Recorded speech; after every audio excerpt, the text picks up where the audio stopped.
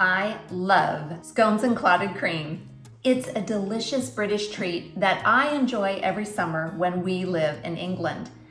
And in the past, I would give up on having it when I lived back here in Texas the rest of the year because it's impossible to get good clotted cream here in the United States without making it yourself. And I was too lazy. But I'm on a mission now to make good clotted cream and good scones. I am going to try 2 or 3 different recipes because I am on a mission to make good scones. And in the companion video to this, I have made clotted cream from scratch. So check out that video next after watching this one if you're interested in making both clotted cream, the easiest, best way, as well as scones. So now let's get started making scones. I love fruit scones, but I'm also going to make plain scones and try different recipes that have different approaches to see which one turns out the best. In this video, I will recap my efforts to make the very best scones, and in the process, compile a list of tips for you to make scrumptious scones yourself. Check out the description for the perfected scone recipe that is now my absolute favorite. First, let's make the fruit scones. I love cranberry walnut as a combination, so I'm going to make cranberry walnut scones. So first up, for this recipe, we are going to use regular all-purpose flour, 225 grams, 50 grams of butter, and today I will be using the Kerrygold butter in this recipe, 25 grams of white sugar, granulated sugar, because I'm in the US and we don't have caster sugar, 1 teaspoon of baking powder, 1 egg, and also another egg for some egg wash, approximately 100 to 120 milliliters of milk. And now for the fruit and nut portion of the recipe. This is 1/2 of a cup of dried cranberries, about 70 grams, and 1/3 of a cup chopped walnuts, which is about 40 grams. So now let's put everything together. I'm not going to show you the whole process of making these scones for the sake of time because I have a few recipes I'm reviewing. So let's jump to the end result. They went in the oven looking like this, and they came out of the oven looking like this.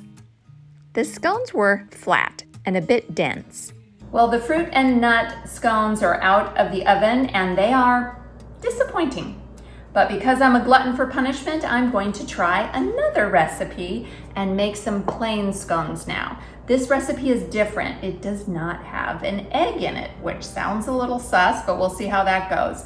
I have just sifted my 335 grams of flour along with 1.5 teaspoons of baking powder and 1/4 teaspoon of baking soda. Allegedly, those leavening agents, together with this homemade buttermilk, which is 150 milliliters of milk with 2 teaspoons of vinegar. This has been setting a little while just to get it kind of curdled like buttermilk does. So allegedly, that acidity from the buttermilk with those leavening agents are supposed to make these scones rise without an egg. We'll see. So to my dry ingredients, which I sifted in the flour, baking powder, and baking soda, I'm adding this cold butter that I've cut in chunks and let chill in the fridge. Now, this butter is different. This butter is not Kerrygold, but it is another type of really good grass-fed butter. I'm not using normal American butter. I'm trying to use leveled up, tasty butter. And this is 115 grams of butter, which is a lot, from my Amish butter log, the one that I used when I was making the clotted cream and talked about then. So I am working this butter into the flour. Then I'm going to add my sugar, the 50 grams of sugar, and then the wet ingredients. Pretend buttermilk. Now this time, rather than working it with my hands, I am going to stir it with a knife in the spirit of not touching the dough too much. Let's see if this helps. If you like cooking or eating, or you just like Britain, I hope you subscribe to my channel. I really appreciate your support. I am not kneading, I'm just folding over the dough to try and give it more layers. And then pat it down, but keep it thick. We're gonna do thick scones this time. Faux show. Really thick. Okay, I'm going to use a small scone cutter. Pop these out. These are thick. So they're starting out thick. Hopefully they'll rise. It's really kind of crazy because the first batch I made had 225 grams of flour in it and resulted in 6 scones, and this has 335 grams of flour in it and still 6 scones. They're just $1. So let's see how these go. And I'm going to apply just a little bit of egg wash very gently to the tops only of these scones. We're putting these in the oven and hoping for the best. Okay, these are looking and smelling done, so we're gonna take them out. And they look puffier. Yay! That is what I'm talking about. Let's see how they taste. Well, here they are, my fruit and plain scones. And the plain ones that I did roll them out thicker. They also rose more in the oven, so they're like double the height of the fruit scones, but let's taste them. Now's the time to taste all this stuff and see how it turned out. I've got a fruit scone here that I'm going to break into. Oh, it's got so much fruit in it. That looks amazing. And then I've got a nice, tall, puffy, plain scone. Oh, these are the ones that are fresh out of the oven. And they are really great. I've got my clotted cream, so I'm going to spread that on as a base layer on the plain scone and on the fruit scone. And then I'm going to do it the Cornish way on the other half of these scones. Because one of the batches of clotted cream I made was not very firm, I was able to blob that on top of the jam first scones, a feat I'm not usually able to accomplish. Now it's time to try these. I'm gonna try the plain scone first. It is really light and fluffy. Now I'm going to try the jam first fruit scone. The scone is more dense, but the fruit and nut is really delicious. I think I'm gonna try one more recipe tomorrow. I've got a lot of clotted cream. All right, I'm about to make my third batch of scones for this video. I'm just trying to get scones that I love. What I'm doing this time around is I'm trying Paul Hollywood's recipe for easy baked scones. His recipe is for plain scones, and I just really want to be able to make fruit scones that puff up tall. I feel like I made the fruit and nut that tasted great but did not puff up enough. I made the plain scones that were really tall and puffy but maybe a little undercooked in the middle. And now I want to make some that have fruit in them and are tall and puffy. So we're going to try that. It's fascinating how different these recipes are. The Paul Hollywood recipe calls for a lot of flour. It is 500 grams of flour. The other thing that's crazy is this recipe calls for 5 teaspoons of baking powder. That is a lot more. The other recipes I did were a fraction of that. So I want puffy scones, so I'm gonna go for it. I'm actually going to sift this baking powder straight into the flour as well to make sure there's no lumps. Lumps of baking powder is a bad thing. Now I'm going to take my 50 grams of cold butter. It's been cut into chunks and kept in the fridge, and I'm going to work that in with my fingers so that it is breadcrumb texture. So the ratio of flour to butter is super different. When I made those plain scones yesterday, it was about a ratio of 1 to 3 butter to flour. This is 1 to 10. So that's super different. But I think the reason why is that this Paul Hollywood recipe has 2 eggs in it and a lot of milk. So there is a lot more wet ingredients, whereas I think the recipe I did yesterday was just really heavy in butter.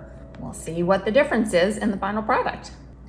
I'm going to stir in the sugar. Instead of putting in the 80 grams of sugar that Paul Hollywood's recipe calls for the plain scones, I'm only putting in 50 grams of sugar, which is about 3 tablespoons, because I'm adding fruit, and the fruit will definitely add sweetness.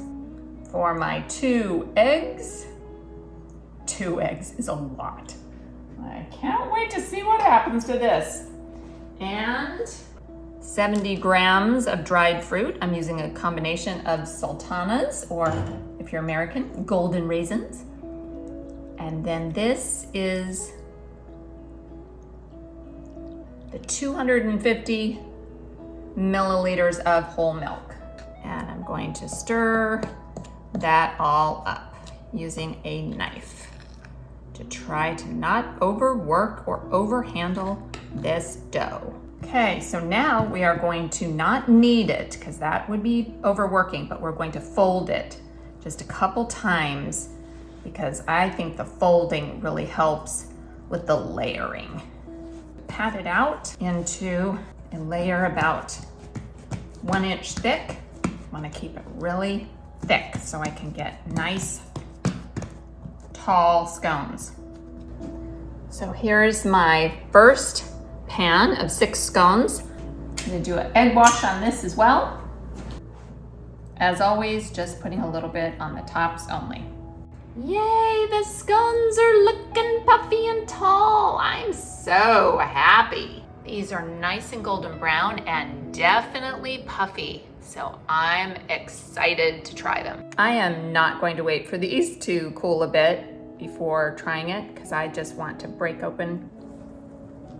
Oh yeah, just wanted to make sure that they're done in the middle. Looks great, and I'm not going to eat this one with full clotted cream and jam and everything, because I want to see what it really tastes like on its own. So I'm just going to put on a tiny bit of butter and give it a try. These scones tasted good, especially straight out of the oven. But honestly, when I tasted them side by side with the scones from the prior day, I realized that the flavor of the plain scones from the day before was way better than Paul's recipe. So that motivated me to try yet another tweaked recipe. Here are the Paul Hollywood fruit scones, and here are my perfected recipe scones I made next. Now I try my own tweaked recipe with the goal of making fruit scones that puff up tall and taste amazing. I'm using a version of the plain scone recipe I showed earlier, the one with all the butter. But this time I made a few changes. Into the milk and vinegar mix, I added 40 grams of dried cranberries. I once again stirred the wet and dry ingredients together with a knife, and I folded the dough a few times before patting down to about 2.5 centimeters thick. One important change is I used a scone cutter that was about 5.5 centimeters in diameter to cut out these scones. This is the smallest cutter I have. I was careful to push straight down and straight up with the cutter for maximum rise. I'll share all the instructions and ingredients in the description, so check that out. The smaller cutter resulted in the scones cooking all the way through, but still being really tall and beautiful. Look at how tall and puffy they are. That makes me happy. Doesn't take much to make me happy, just tall, puffy scones. Be sure to see my next video, in which I will share with you what I did with my new scones and clotted cream skills. I made my first ever afternoon tea to celebrate the birthdays of 2 of my BFFs here in Texas who came to visit me in England last summer. If you want to know the difference between American biscuits and British scones, check out this video. And if you want to know the difference between American popovers and British Yorkshire puddings, check out this video. Thanks so much for watching, and do something good in the world today.